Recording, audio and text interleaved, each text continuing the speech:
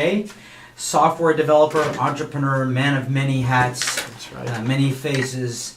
Welcome to the show, Kevin. Thank you. Pleasure to be here. You want to tell us a little bit about your background and your background in precious metals and things like that? Oh, I'd love to. Right? Well, first of all, disclaimer here. I am not a financial advisor. I am not a member of the financial services industry. I don't even play one on TV. Oh, good. I am. This is the radio, so don't worry. That's good.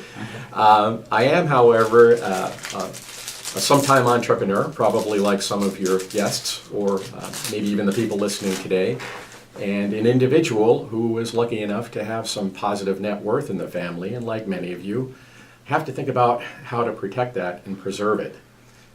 So that's what got me interested in precious metals. To give you a little bit of background, like a lot of people, my family was burned a bit in the 2000 dot-com crash. And after that, I resolved to be a lot more careful with my money and learn a lot more about it, even though it's not my primary field. I'm a software developer by trade and IT consultant. So I read a lot, learned a lot about how to look at a balance sheet, financial statements, etc. Looked at the different asset classes and learned about them too.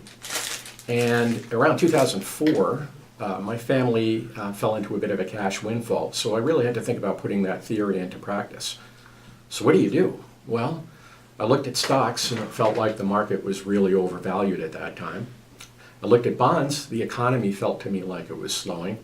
I looked at real estate, and we know what happened with that, but even then you could see that the prices were really high.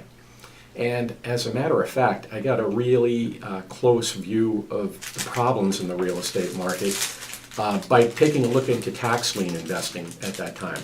So without getting into the details of what that is, it requires some knowledge of distressed properties, and I was looking at a bunch of them in Pawtucket, Rhode Island. And let me tell you, I got an eyeful. There are a lot of families that were not particularly affluent getting pulled into these adjustable rate mortgages where they probably had no understanding of what they'd really be paying in interest, but they were like LIBOR plus 5%, plus 6%. There was no way they'd ever be able to pay these things off, and they were right and left.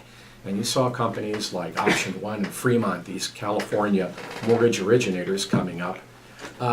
It was just a massacre going on down there.